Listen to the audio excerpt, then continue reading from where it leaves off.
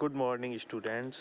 अब हम जो ज्योग्राफी का नेक्स्ट पेज था, पेज नंबर 117, इसको रीड करेंगे। Humans have created several resources. जो ह्यूमन है उसने कई प्रकार के जो संसाधन है उनको क्रिएट किया है। सच एज कैपिटल बिल्डिंग, जैसे कि कैपिटल बिल्डिंग का है, मीन्स ऑफ ट्रांसपोर्ट, जो ट्रांसपोर्ट के मीन्स हैं, एंड कम्युनिकेशन, और जो संचार के साधन है, पॉलिटिकल एंड सोशल इंस्टीट्यूशंस, और उसने जो पॉलिटिकल और राजनीतिक और सामाजिक जो इंस्टीट्यूशन है इनको स्थापित किया है, etcetera. All the resources are called all these resource are called man made resources. जो ये सभी प्रकार की रिसोर्सेज हैं, संसाधन हैं, इनको कहा जाता है मैन मेड रिसोर्सेज की, क्योंकि इनको किसने बनाया है? मानव ने। Resources are also classified on the basis of their availability. जो रिसोर्सेज होते हैं हम उनको अवेलेबिलिटी के आधार पर क्लासीफाइड करते हैं, बांटते हैं। On the basis they are two types of resources. इस बेस पे कितने प्रकार के होते हैं? दो प्रकार के। फर्स्ट, रिन्यूएबल और नॉन रिन्यूएबल। एक तो ऐसे हैं जिनको दोबारा यूज में किया जा सकता है, और कुछ ऐसे हैं जिनको दोबारा यूज में नहीं किया जा सकता है। इसके बाद आता है नेचुरल रिसोर्सेज। एनी मैटर और एलिमेंट। एनी मैटर, जो कोई मैटर होता है, और एलिमेंट तत्व होते हैं, डिराइव्ड फ्रॉम द इन्वायरमेंट, जो किससे प्राप्त होते हैं? डिराइव्ड मीन्स होता है किसी चीज़ से प्राप्त होना, इन्वायरमेंट, पर्यावरण से। That is used by human beings. ये क्या सभी क्या? Human beings. Such as air, क्या जैसे कि एयर है, वाटर है, आपका सॉइल है, मिनरल्स हैं, फ्यूल्स हैं, प्लांट्स हैं, एंड वाइल्ड लाइफ, जो जंगल का जो जीवन है उसके बारे में। Is called natural resources. इनको हम क्या कहते हैं? प्राकृतिक संसाधन। Some resources like air, water and plants are essential. जैसी कुछ रिसोर्सेज हैं, जैसे कि एयर है, आपका वाटर है, और प्लांट पौधे हैं, ये सभी इसेंशियल का मतलब होता है इम्पोर्टेंट, महत्वपूर्ण, आवश्यक, for the survival of Mankind, जो मानव जाति है उसको जिंदा रहने के लिए बहुत ही जरूरी है। While others like minerals and fuels are used for satisfaction of other materials needs and wants. While others, जबकि लाइक मिनरल्स, जो मिनरल्स हैं, एंड फ्यूल्स हैं, आर यूज्ड, ये क्या किया जाता है? यूज किया जाता है। कैसे? फॉर सेटिस्फैक्शन, संतुष्ट के लिए, ऑफ अदर मटेरियल्स, किसके? दूसरे मटेरियल्स के लिए। नीड्स एंड वांट्स, जो हमारी आवश्यकताएं और जो हम चाहते हैं। Natural resources are classified in many ways.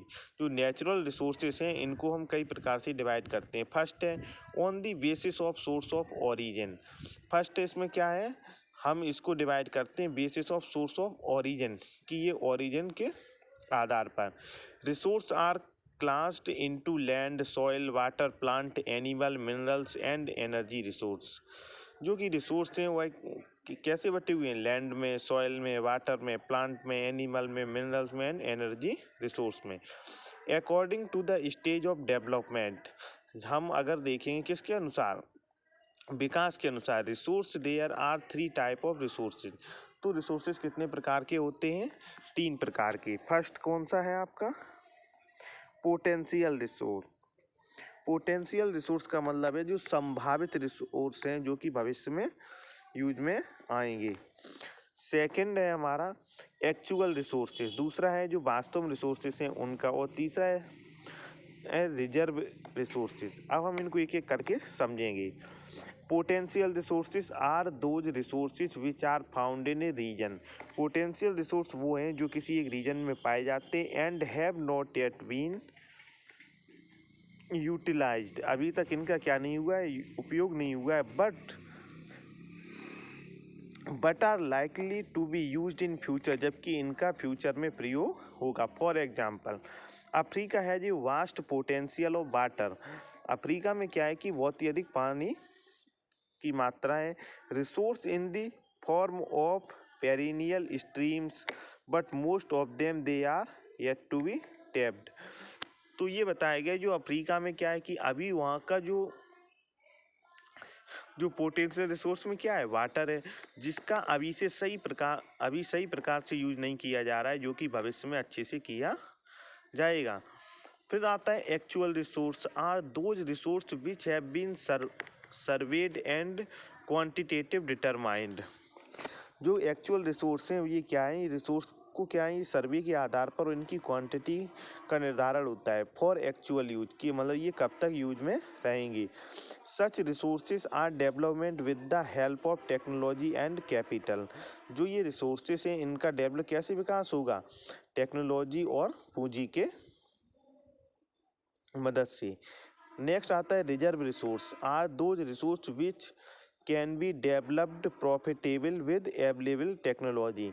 जो रिजर्व रिसोर्स हैं वो क्या है, resource which can be developed, इनको विकसित किया जाएगा कैसे, प्रॉफिटेबली मतलब लाभदायक, विद अवेलेबल टेक्नोलॉजी, जो टेक्नोलॉजी उस समय होगी। For example a low grade iron, आपने क्या किया, लो ग्रेड आयरन लिया, और which is lying utilise because of higher cost involve in the extraction. आपने लो क्वालिटी का जो आयरन है उसको यूटिलाइज किया कैसे, हायर कॉस्ट का टेक्नोलॉजी की मदद से उसको क्या इन्वॉल्व किया, उसके निष्कर्षण में हाई टेक्नोलॉजी का। Becomes a reserve resource from there is an increase in world prices of such metal.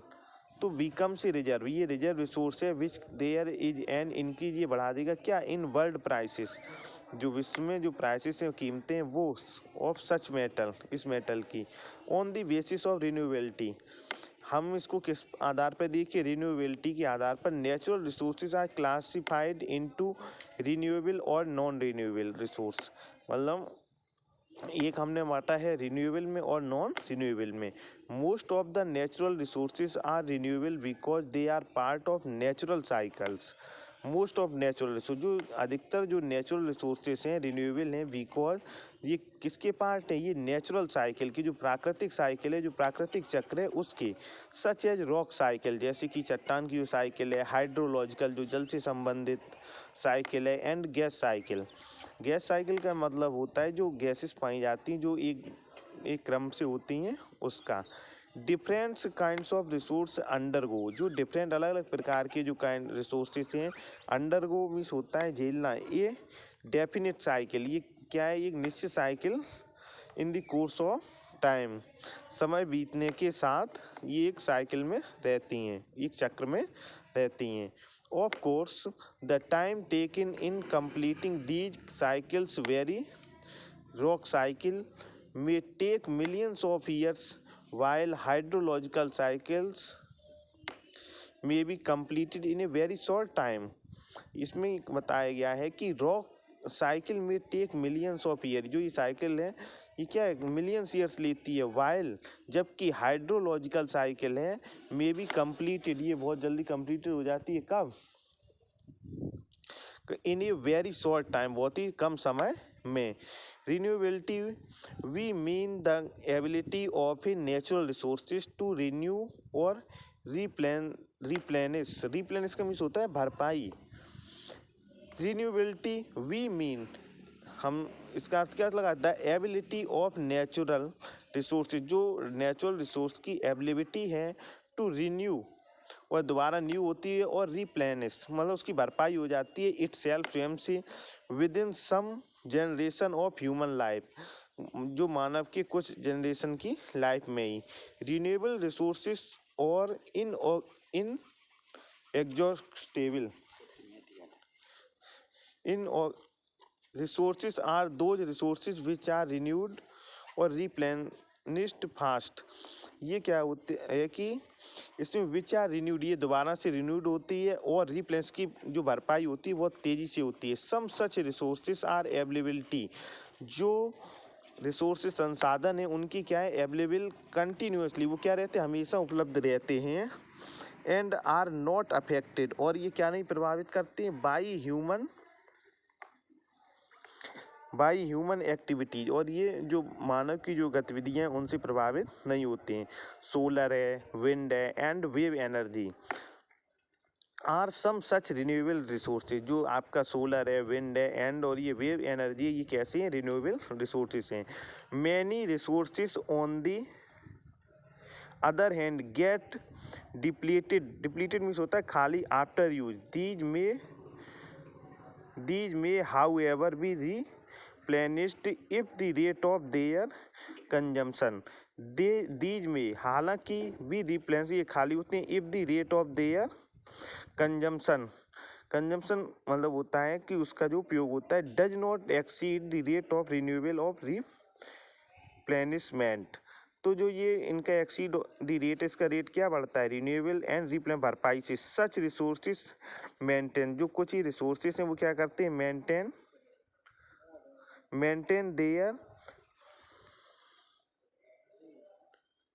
Flow continuously. Resource like crops take a short time of renewable, जो कि आपका क्रॉप्स वगैरह हैं ये शॉर्ट टाइम के लिए renewable होते हैं। Water on the other end, जबकि जल है जो दूसरे शब्दों में can be renewed in comparatively longer time, ये अधिक समय तक रहता है किसकी? क्रॉप के। Forest resources take longer period to get renewed replenished। Non-renewable resources for exhaustible resources are built over a very long period of time। Non-renewable resource और exhaustible, जो कि अच्छा अपार हैं, resources built over a very long period, लंबे समय तक। Minerals and fossils fuels belong to this category. और इसमें कौन कौन सी कैटेगरी में आती हैं? फॉसिल्स, जो कि जीवाश्म में। There rate of formation